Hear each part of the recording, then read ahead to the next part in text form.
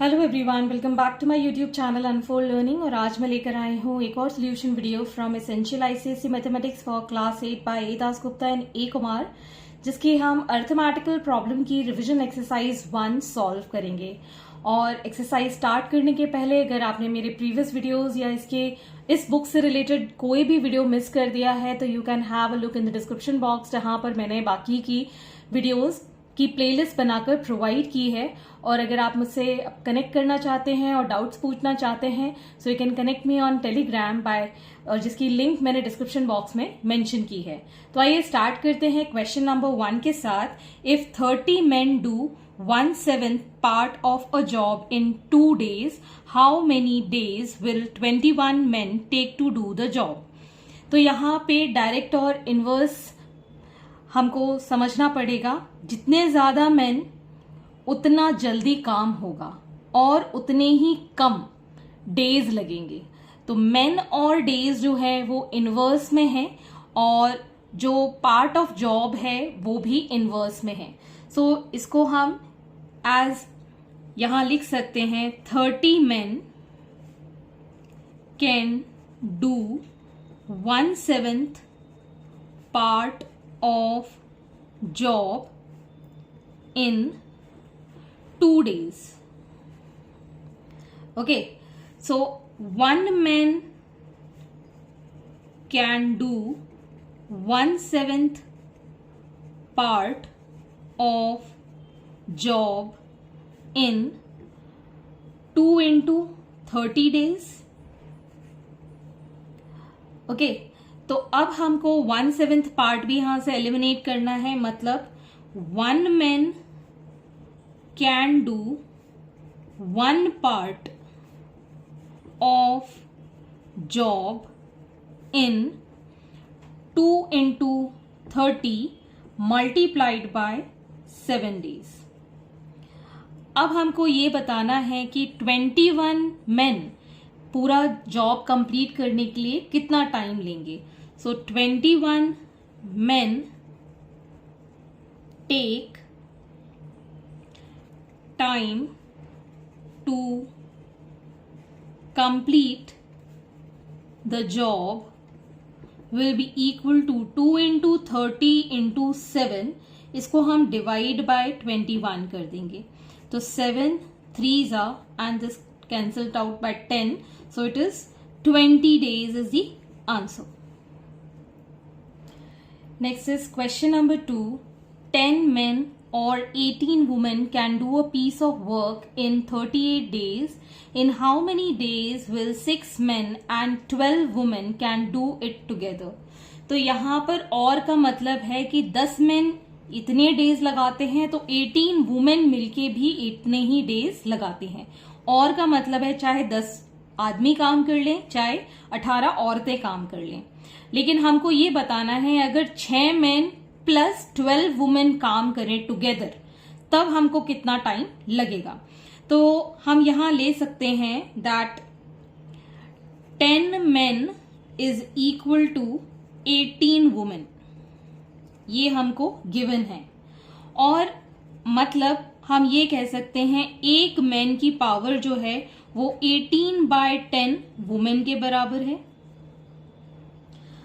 तो अगर एक मैन इसके बराबर है तो हमको 6 मैन के लिए पावर कितनी होगी। 6 man will be equal to 18/10 multiplied by 6 women. मतलब ये 54/5 वुमेन के इक्वल है। अब हमारे पास 12 वुमेन और हैं, मतलब टोटल वुमेन हो गई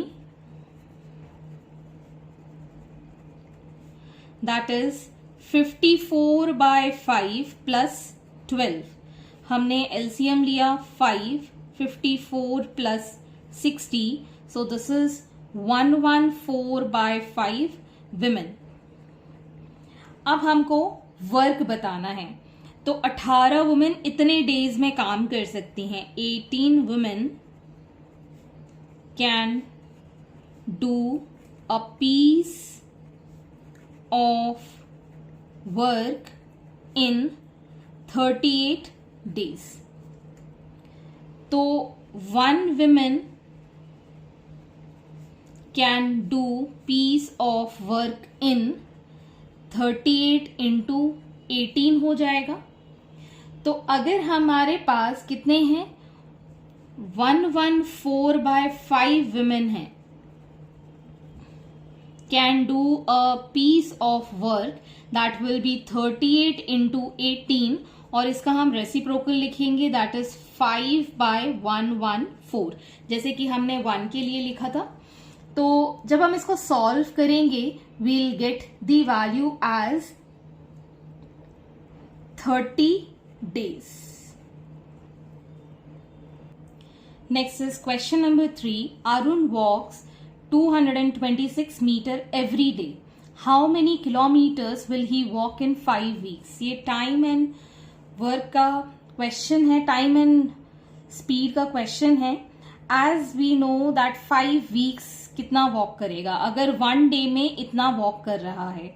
सो अरुण वॉक्स इन 1 डे दैट इज 226 मीटर्स। अब ये किलोमीटर की बात कर रहे हैं तो पहले हम क्वेश्चन मीटर में सॉल्व करके बाद में हम किलोमीटर में कन्वर्ट कर लेंगे।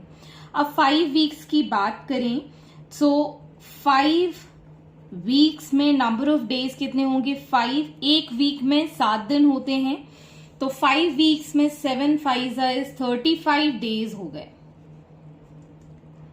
ओके तो अब हमको टोटल डिस्टेंस वॉक्ड निकालना है। एक दिन में अगर इतना तो 35 डेज में कितना। सो 226 meters multiplied by 35 will give 7910 meters. अब मीटर्स को किलोमीटर्स में कन्वर्ट करना है तो 7910 को हम 1000 से डिवाइड कर देंगे, डेसिमल लगा देंगे 1 2 3 तो हम पीछे से काउंट करेंगे 1 2 3 so it is going to be 7.91 kilometers as the answer. Next is question number 4. A worker makes a toy every 2/3 hours. If the worker work for 15/3 hours, how many toys will he makes? तो मतलब अगर worker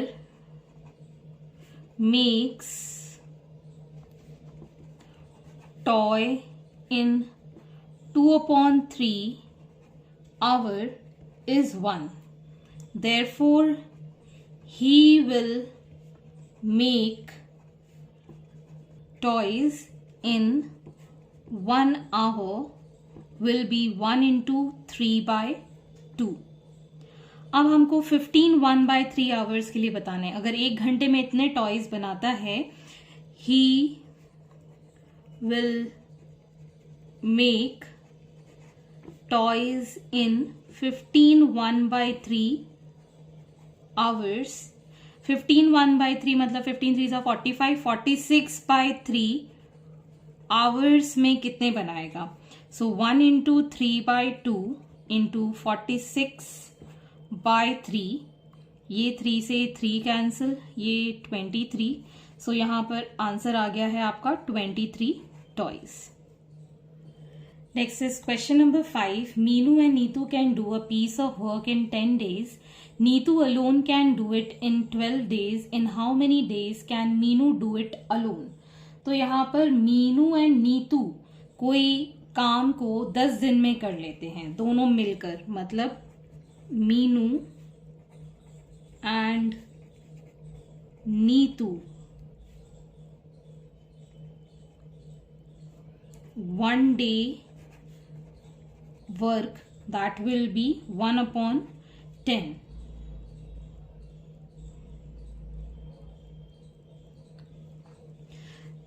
तो नीतू's 1 day's work is 1/12 मतलब 12 days लगते हैं तो 1/12 हो गया।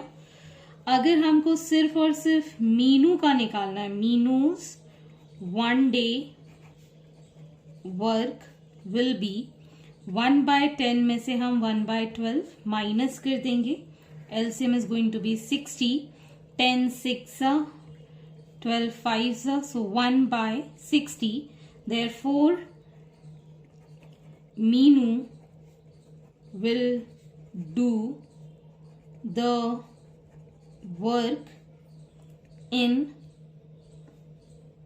1 divided by 1 by 60, that is equal to 1 multiplied by 60, that is 60 days is the answer. Question number 6. 24 workers working 8 hours a day can finish a piece of work in 10 days. Find the number of workers required to finish the work in 6 days, working 10 hours a day. तो यहाँ पर hours given है और days given है, तो number of workers आपको find करने हैं. तो कोई भी काम है जो कि 8 आवर्स 24 वर्कर्स काम करते हैं 10 दिन के लिए, ठीक है. So a piece of work is done in 10 days working 8 hours a day by 24 workers. So work finished in 1 day working 8 hours a day by 24 multiplied by 10 workers, and the work finished in 1 day working 1 hour in a day by 24 into 10 into 8 workers. ठीक, अब हमको निकालना है 6 दिन और 10 घंटे के लिए. So therefore the work will be finished in 6 days working 10 hours a day by, हमारे पास 24 इंटू 10 इंटू 8 वर्कर्स तो टोटल थे, तो अगर हम 6 और 10 मतलब 6 days और 10 आवर्स से डिवाइड कर देते हैं, ये cancel out, and 6 4s is 24 and 4 8s are 32 workers are required. Hence, this is the answer. Question number 7. Sambhavi is twice as efficient as Sandhya. Together they finish a job in 14 days. In how many days a Sandhya can do the same job alone? तो Sambhavi and संध्या मतलब दोनों मिलकर 1 day work will be 1/14, and we know that let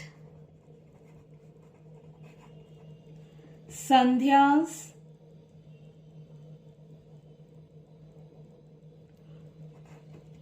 finish the work in X days. So her 1 day work will be 1/X, and Sambhavi 1 day work will be, क्योंकि ये twice efficient है संध्या है, तो 2 into 1/X हम लिखेंगे तो 2/X हो जाएगा. ओके, तो इन दोनों को जब हम कंबाइन करते तो 1/14 आ जाता है, तो 1/X plus 2/X is equal to 1/14. So taking LCM, x 1 plus 2 is equal to 1 upon 14. So 3 upon x is equal to 1 upon 14. X is equal to 3 into 14, which is equal to 42 days. So Sandhya can do the same job alone in 42 days. Question number 8. A fort. There was sufficient food for 200 soldiers for 31 days. After 27 days, 120 soldiers left the fort. For how many extra days will the remaining food last for the remaining soldiers? तो अभी हमारे पास जो खाना है वो 31 days के लिए है. So total number of days that is 31. Number of soldiers in beginning 200 थे. अब हमारे पास 27 डेज के बाद, आफ्टर 27 डेज 120 सोल्जर्स लेफ्ट, मतलब ये चले गए. देयरफॉर रिमेनिंग सोल्जर्स कितने हो जाएंगे? 200 में से 120 हम माइनस कर देते हैं तो आ जाएगा 80 सोल्जर्स बचे हैं. एंड रिमेनिंग डेज कितने हो जाएंगे हमारे पास? टोटल थे 31 डेज, जिसमें कि 27 माइनस हो चुके हैं, मतलब 4 डेज 80 सोल्जर्स के साथ अब हमको फूड कंप्लीट मतलब डिस्ट्रीब्यूट करना है. तो अब हम यहां लिख सकते हैं the food was sufficient for 200 soldiers for 4 days. मतलब 200 सोल्जर्स थे, उनके लिए वो 4 दिन का खाना भी सफिशिएंट था. ओके, तो अगर food will be sufficient for 1 soldier for how many days? अगर हम कैलकुलेट करें तो 4 into 200 डेज के लिए हो जाएगा ये. अब हमारे पास है total 80 soldiers. So food will be sufficient for 80 soldiers is equal to 4 into 80 है, 200 डिवाइडेड बाय 80. ये कैंसिल आउट हो गया. 4 2s 2 10s. सो ये खाना जो है वो 10 डेज और चलेगा. Therefore it will remain for 10 days. Question number 9. A can do a piece of job in 24 days while B can do that job in 30 days. A, B and C together can do the job in 12 days. In how many time can C do the job alone? If they are paid rupees 5,000, find their share. तो A's 1 day job is 1 by 24. B's 1 day job will be 1 by 30. And A, B and C 1 day together job is 1 by 12. ठीक है. अब ये together का है, ए और B का individual पता है तो इंडिविजुअल सी का भी हम निकाल देते हैं. Therefore C's 1 day job will be 1 by 12 minus 1 by 24 plus 1 by 30. अब हम एलसीएम ले लेते हैं. इन सब का एलसीएम आ जाएगा 120. सो 10 minus 5 plus 4. So 10 minus 9 by 120. So it is 1 by 120. So this is the 1 day job of C.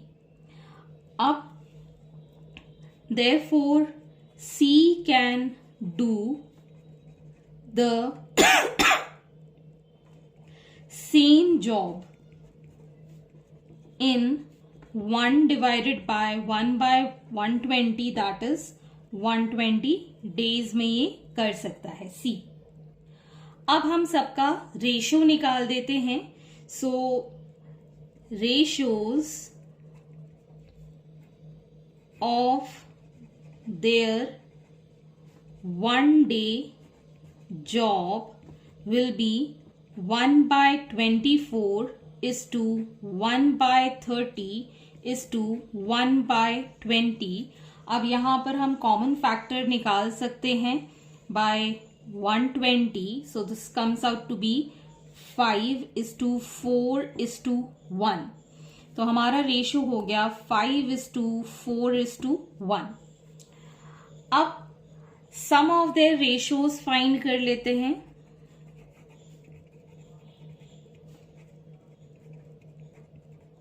That is 5 plus 4 plus 1, that is 10. और हमारे पास टोटल अमाउंट पेड इज ₹5,000. अब इस 5,000 में सबका शेयर हमको बताना है.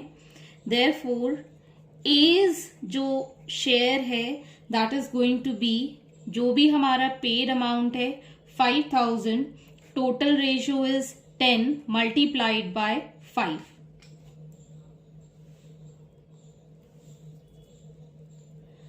So this comes out to be rupees 2s are 5s are 2,500.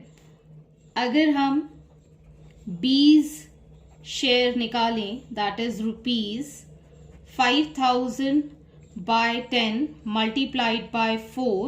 So this comes out to be ₹2,000. अब हमको निकालना है C's share. therefore C's share will be ₹5,000 divided by 10 multiplied by 1, that is ₹500. तो C के share हो गया 500, B का share हो गया 2,000 और A का शेयर हो गया 2,500. Question number 10. Ranjit's salaries was raised by 20% and then reduced by 20%. Find the percentage change in his salary. So let the Ranjit's salary be ₹100. Rise in salary is 20%. So therefore raised salary will be ₹100 plus 20% of ₹100. So 100 plus 20% of 100, that is going to be 120 rupees. अब हमें reduction given है. Reduction is 20%. therefore reduced salary will be ₹120 minus 20% of 120. Okay, सो यहाँ पर हमारे पास आया 120 और यहाँ आ जाएगा 100 माइनस 20/100. सो इसको जब हम, ये मैंने 120 बाहर ले लिया है, सो 120 मल्टीप्लाइड बाय 80/100. सो ये जीरो से zeros cancel, this comes out to be ₹96. देयरफॉर change in salary will be ₹120 से हमने 100 रुपीज से उसकी सैलरी 96 हो गई. दैट इज ₹4 में उसका चेंज आया है. Therefore percentage change will be 4% reduction. Okay, so hence this is the answer. Next is question number 11. Abhijit spent 30% of his salary on house rent, 30% for the rest on his children's education, and 24% of his salary on others. He is left with rupees 17,500. Find his salary. तो अभी हमें salary पता नहीं है, तो let the salary B ₹100. हमने ₹100 इसकी salary find कर ली है. So therefore amount spent on house rent is 30% of ₹100, जो कि आ जाएगा ₹30.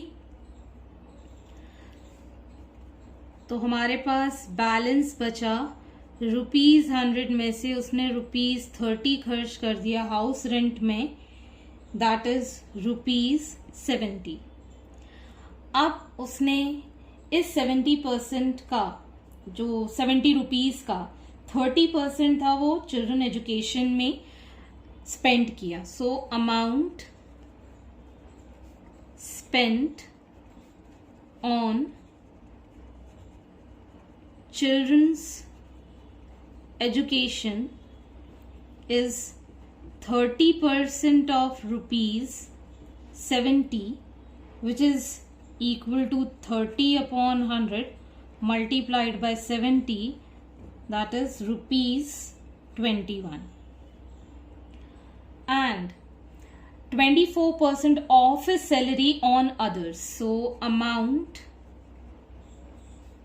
spent on others will be 24% of ₹100 of his salary and rest on his education. इसलिए मैंने यहाँ 70 लिया और यहाँ 100 लिया है. So 24 upon 100 multiplied by 100 will give ₹24.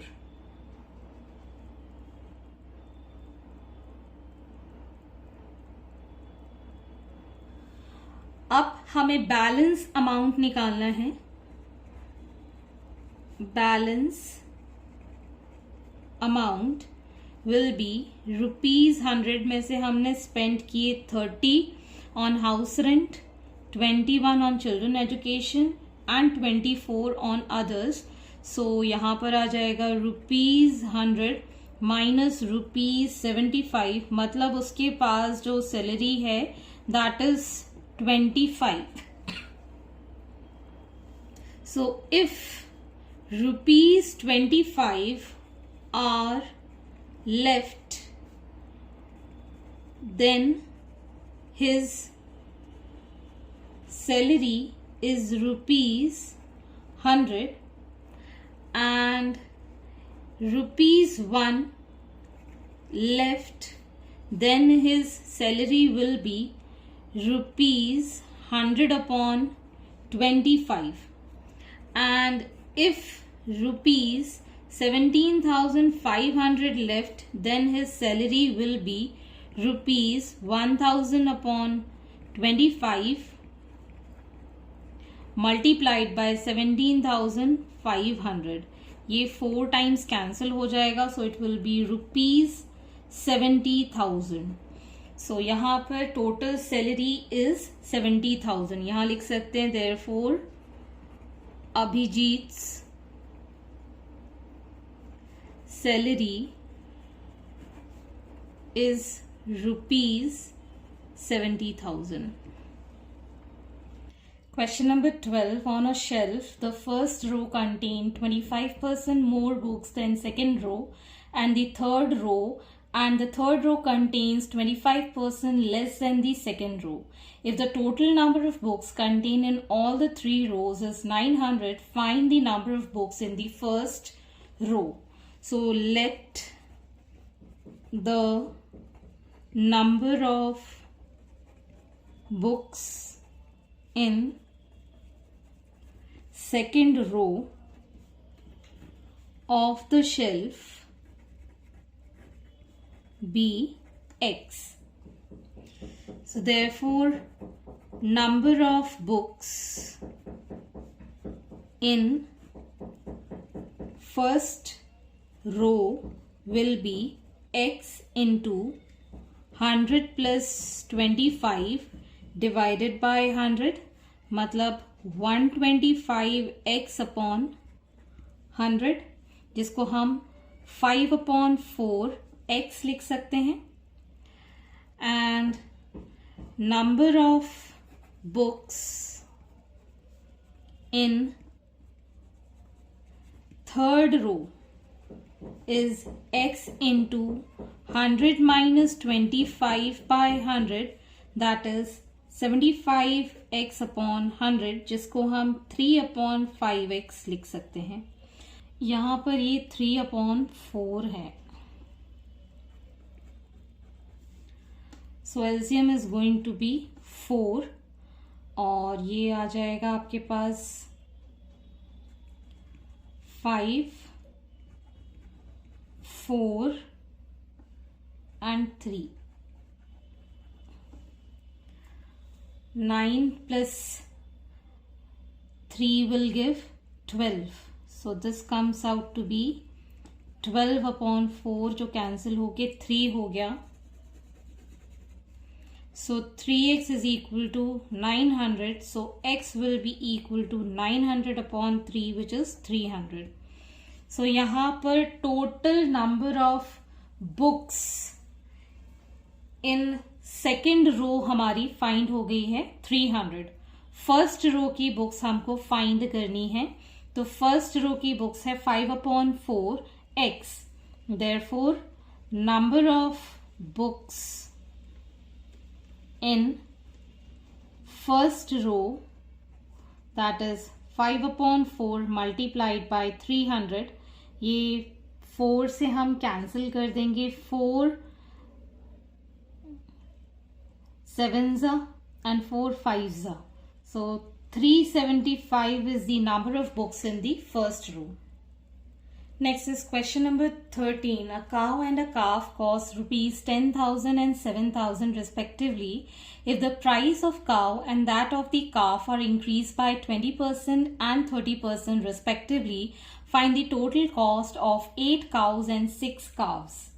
So, cost of a cow, मतलब एक cow की cost given है, that is rupees 10,000. And cost of a calf given है, that is rupees 7,000. Increase in price है, increase in cow's price is 20% and calf's price is 30%. So therefore, cows increased cost will be rupees 10,000 plus 20% of rupees 10,000. जब हम इसको solve करेंगे 10,000 हमारा common निकल आएगा और हमारे पास यहाँ बचेगा 100 plus 20 divided by 100, which will give 10,000 multiplied by 120 by 100. तो ये 0 कैंसिल. सो टोटल कॉस्ट हमारे पास आ जाएगी rupees 12,000. That is the increased price of the cow. Similarly, calves increased cost will be rupees 7,000 plus 30% of rupees 7,000. So 7,000 हमने common ले लिया. सो यहाँ हो जाएगा 100 plus 30 upon 100. So 7000 multiplied by 130 upon 100. ये 0 cancel. So we'll get here rupees 9100. That is the increased cost. तो अब हमको टोटल कॉस्ट बतानी है 8 काउ एंड 6 काव्स के लिए. Therefore total cost of 8 cows plus 6 calves, मतलब 8 into rupees 12,000 plus 6 into rupees 9,100. So this comes out to be rupees 96,000,000 plus rupees 54,600.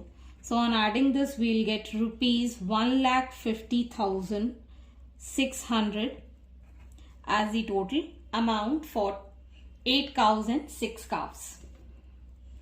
Question number 14. The combined cost of shirt and a pair of trouser is rupees 1,113. If the trouser costs rupees 12% more than the shirt, find the cost of the shirt. So combined cost मतलब shirt plus trousers is rupees 1,113. अगर हमारे पास cost of shirt given नहीं है, let the cost of shirt be X. So cost of trousers will be X plus 12% of X.